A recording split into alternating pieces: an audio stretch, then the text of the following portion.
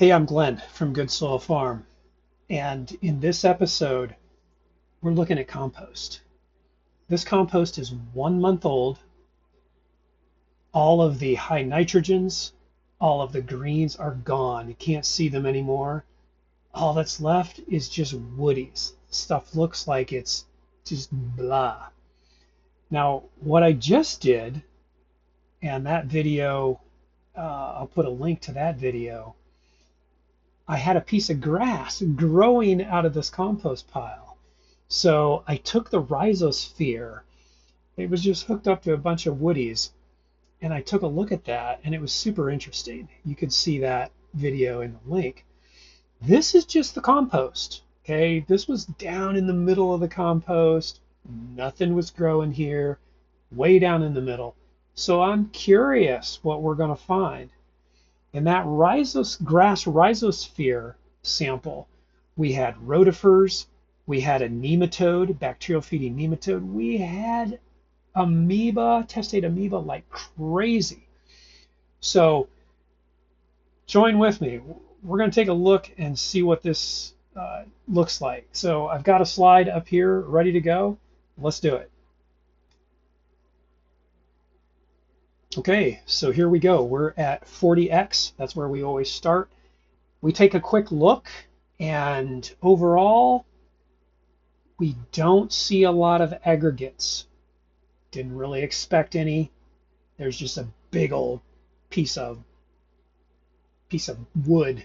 All right, but taking and there we go. Look at that right there. Look at that. Just first off, cruising around. I am excited.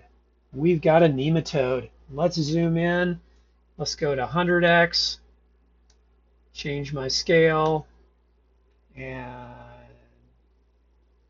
get centered on him. I'm definitely gonna. I would put a lot of money on it being a bacterial feeder. Let's switch to 400x. And let's bring our light up a little bit. And yeah, definitely no spears. Looks like we got a terminal bulb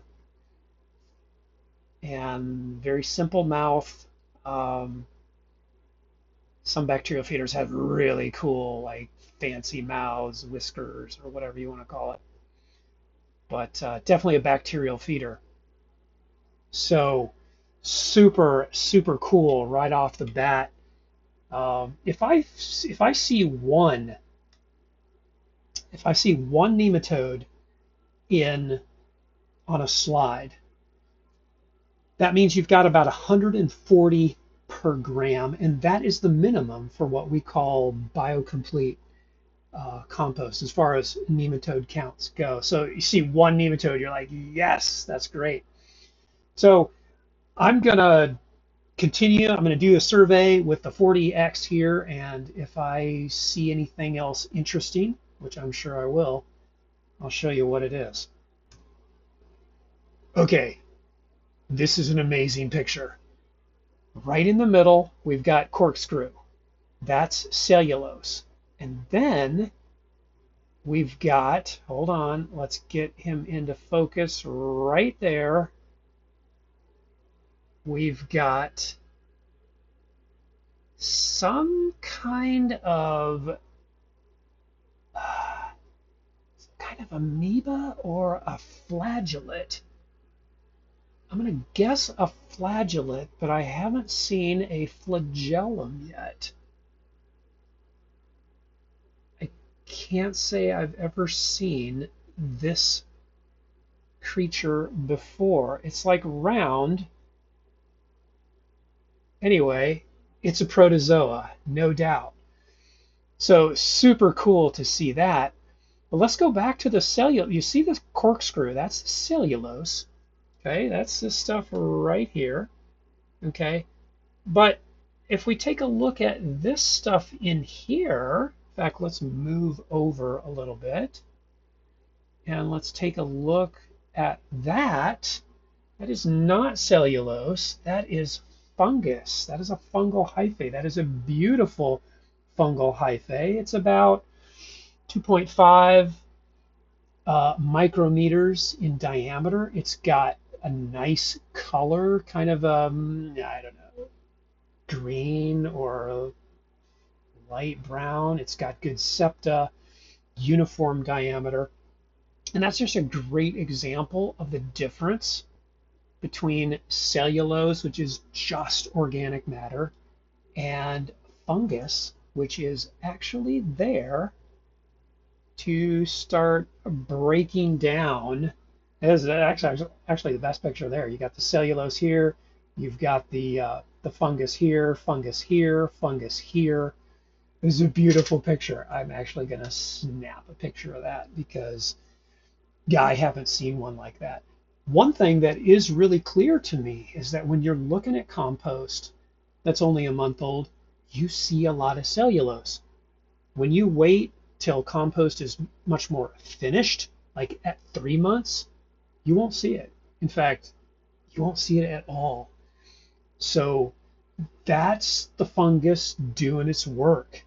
It breaks down this hard to digest stuff. The bacteria can get all kinds of stuff, but the bacteria really isn't gonna tackle these heavy woodies. It requires the enzymes that the fungus can excrete to break these down. Super cool. Let's see what else we got here. Okay, I love this. This is a piece of organic matter, but if we cut through the focal plane, you start, oh, actually, check this guy out right over here. We got a little flagellate going to work, a little protozoa working right around this piece of organic matter. Look at this. Look at the fungus that is inside this organic matter. Look at the hyphae. It's over here. It's up here. There's even, oh, it's down. Look at how beautiful that stuff is. There's even, let's take a look down here. Check this out. We've actually got like a new growth tip. You can see the, I believe that's what this is. You got a piece of fungus here, and it's got a brand new, very young piece that's kind of going at an angle up through the focal plane. That's my interpretation. If you disagree with me, let me know in the comments, because we're all still learning. I'm certainly still learning. I love this. I mean, this piece of organic matter is a feast for this fungus, and this little protozoa flagellate over here is feasting on some bacteria. We got something right here too. That actually actually kind of looks like an Arcella amoeba, which is super cool. Yeah, and this is yeah, this is a 400x. Put my scale up there. So this is amazing. I love it. This is the kind of thing that I get like right here, and I snap a picture because this makes me so happy. And I love seeing it like this, where you can see it right inside. Super cool. Let's move on. Here's what that piece of organic matter looked like at 40x, by the way. Just wanted to show you that. Okay, check this out. Testate amoeba. Now in our sample where we looked at the rhizosphere of a plant that was growing in this same compost, we saw a ton of testate amoeba. And there's a lot of testate amoeba here too. So down in the middle of this pile, away from any plants or anything, we are finding testate amoeba. And these two here, are they reproducing? I'm not a testate amoeba expert, but it's looking pretty good. Right down over here, looks like um, we've got one here and something here. Here's a testate amoeba. Here's similar kinds of things where we got these two going on.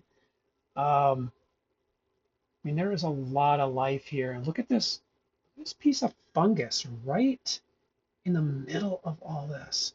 Let me get it just right. Look at this clear piece of fungus. Now, this is not this is not an omycete. Even though it's clear, look at how big it is. It's like 3.5 micrometers in diameter. It's got massive septa. It's just really clear. It's beautiful.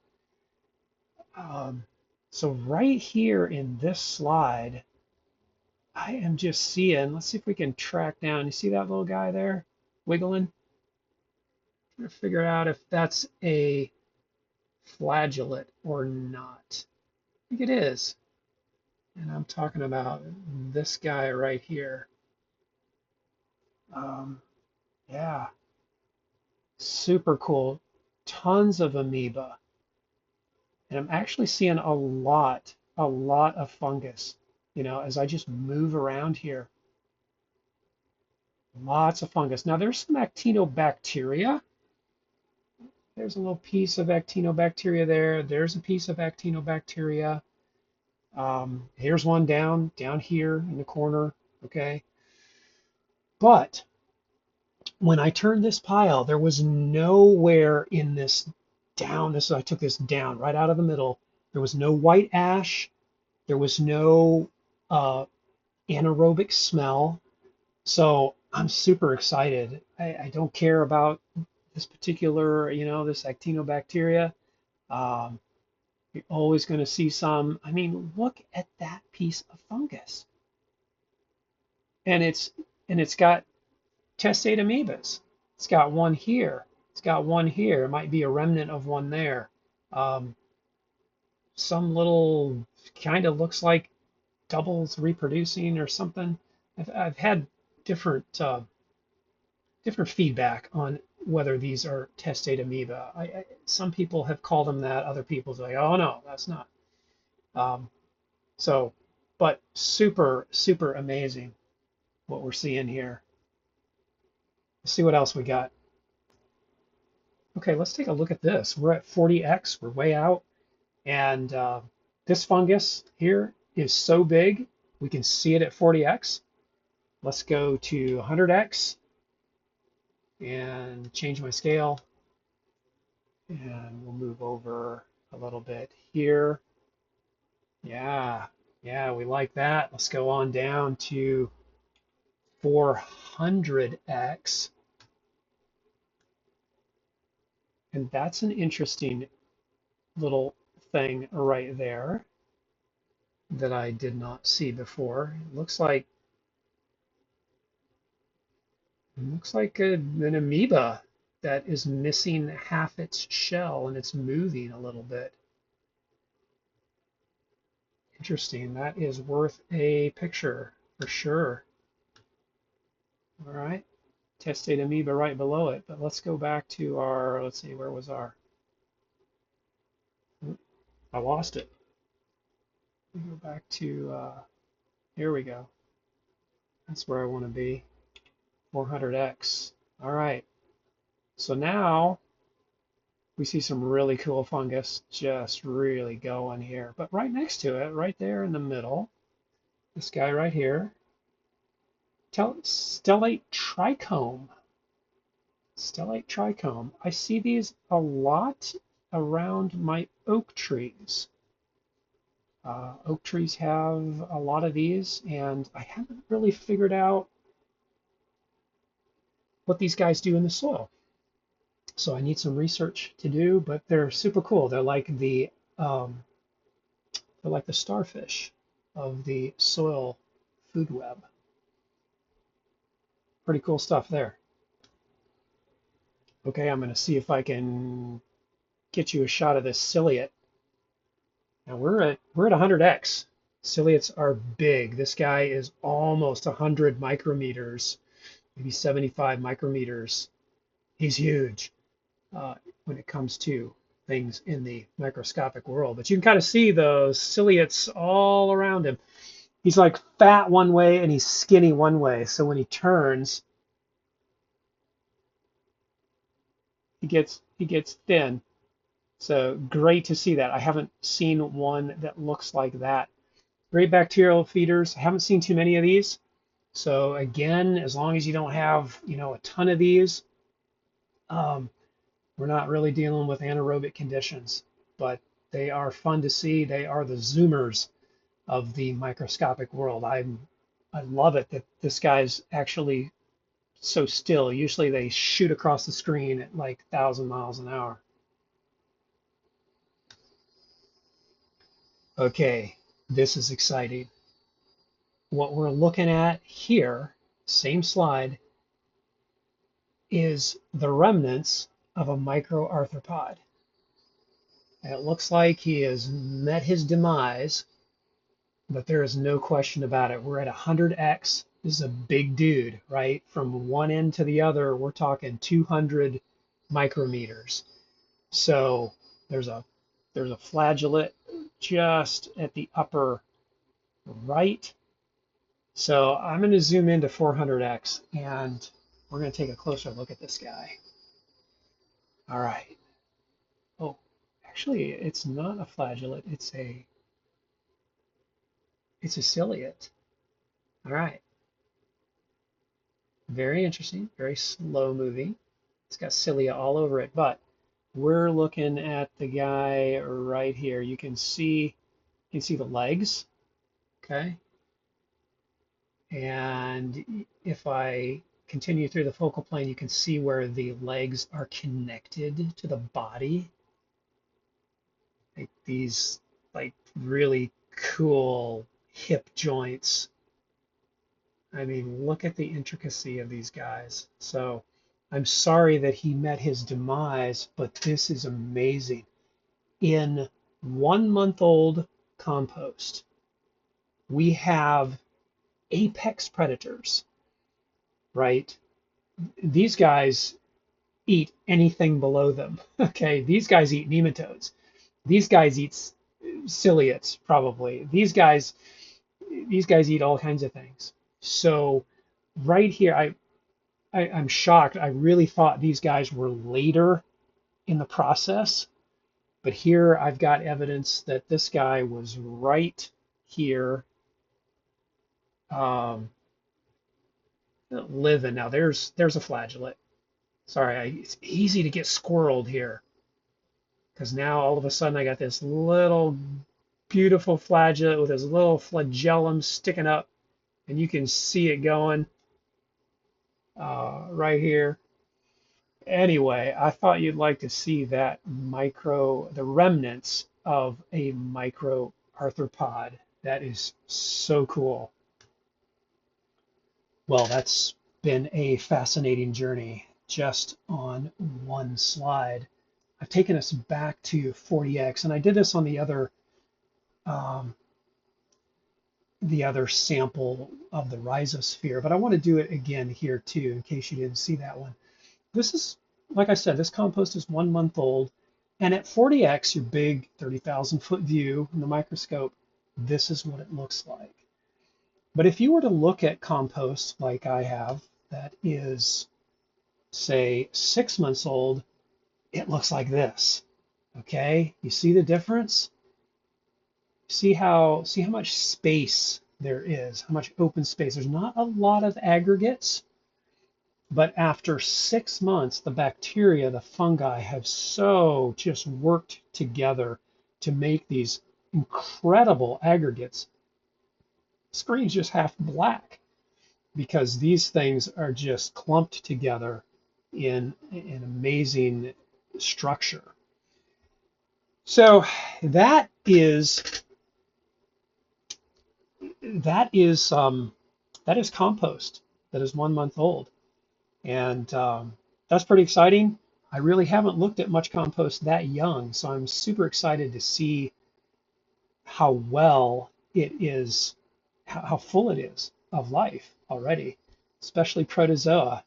If I need a protozoa infusion for some of my soil that's lacking, I just grab a bucket of this, put it a little in a bucket, fill the bucket up with water, mix it up, pour it on.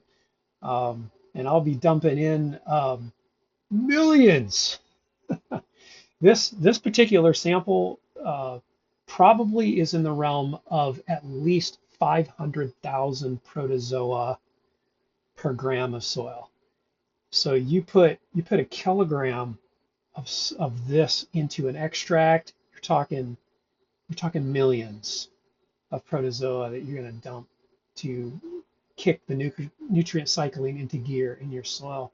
So I hope you enjoyed that. That was really cool. I learned a lot just in the perspective of young compost, old compost, what we should see, what we don't see. So hope you enjoyed that, and we'll catch you next time.